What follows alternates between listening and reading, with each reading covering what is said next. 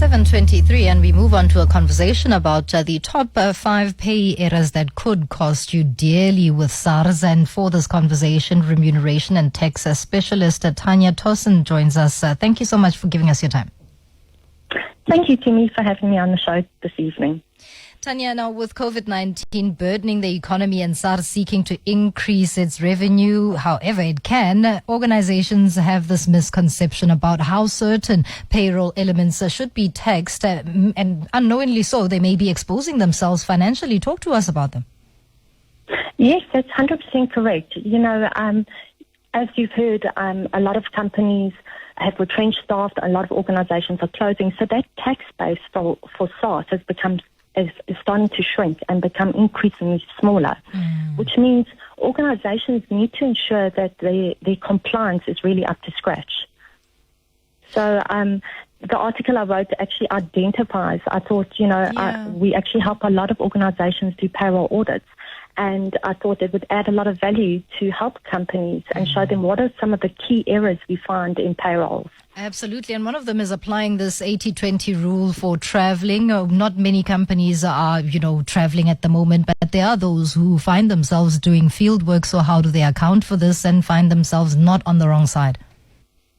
Correct. The reality is, and you rightly said so to me, a lot of people haven't been traveling and they take advantage of that 20% tax rate or the inclusion rate of that travel allowance. And you can only apply that if you can actually prove with your logbook that more than 80% of your mileage is for business purposes. And this is not the case. Technically, your organization could be under withholding pay as you earn on a monthly basis. Whew. What are the cons of that? So there are understatement penalties that an organization can be faced with, which are quite severe, plus interest on that under withholding. Interesting. Now, the element of whether one's company cars are leased or not, where does that come into play? So this is also another big error we come across. So there's a different tax treatment whether a company holds company cars and it's held under an operating lease as defined in the Income Tax Act versus company-owned vehicles. And a lot of organizations get this wrong. Where it's held under an operating lease, you should tax this benefit on the actual lease monthly value plus the fuel. Where if it's actually owned by the company, there's a whole different tax treatment. You tax it on the determined value of the vehicle. And this can create a massive exposure for companies as well. Do you find that it's often overlooked, though? Yes, I think it's a lack of education, if I'm honest with you, and not really understanding the definition of and the different tax treatments that should be applied.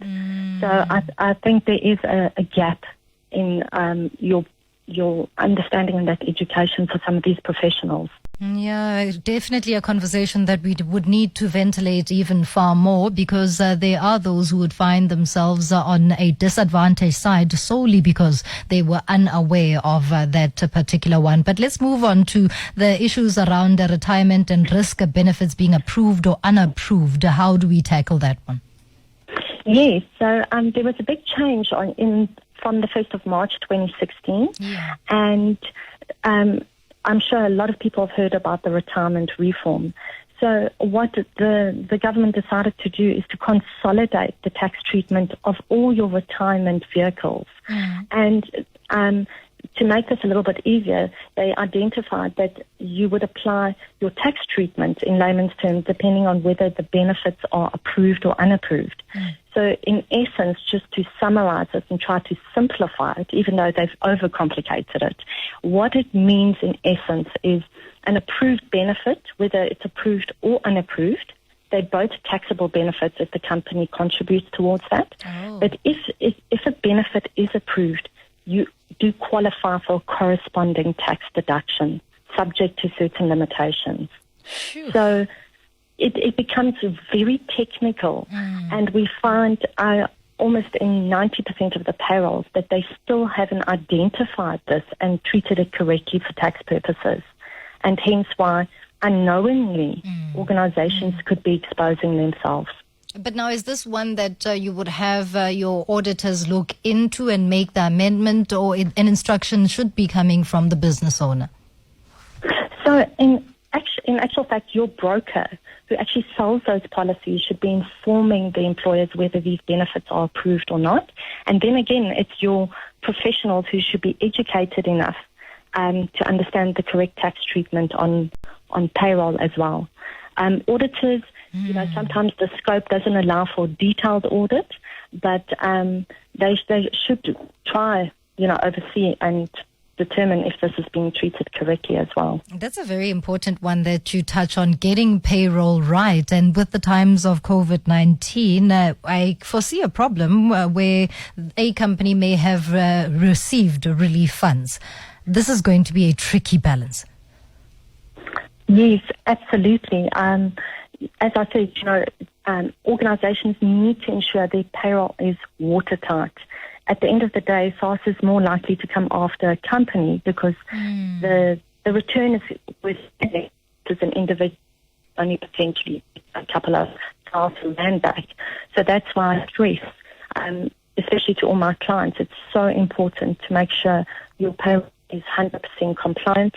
And where organizations identify that there could be a problem, they should not put their head in the sand. Yeah. They shouldn't be scared. And SARS has a wonderful relief program called a voluntary disclosure program that organizations can take advantage of. And our legal team also help to remit certain penalties so that exposure is not as bad. Is this where, but then is this where one is advised to be wary of the changing remuneration models come into play? No, absolutely not. Okay. So when an organization looks at changing their remuneration structure, this came into effect where we changed organizations' basic pay structure to a cost-to-company model. What I find in essence is there's a massive misconception and pullback from organizations who don't want to change their remuneration structure because of that lack of education where they think different models have different tax treatments. So to summarize, that is not the case. Your tax treatment is driven by a payroll element. Mm-hmm. So whether it's a basic pay or a bonus or a travel allowance determines the tax treatment, not the remuneration structure and philosophy that the organization follows. Totally understood. Thank you so much for sharing that information with us. That is Tanya Tosen, Tax and Remuneration Specialist at Tax Consulting South Africa.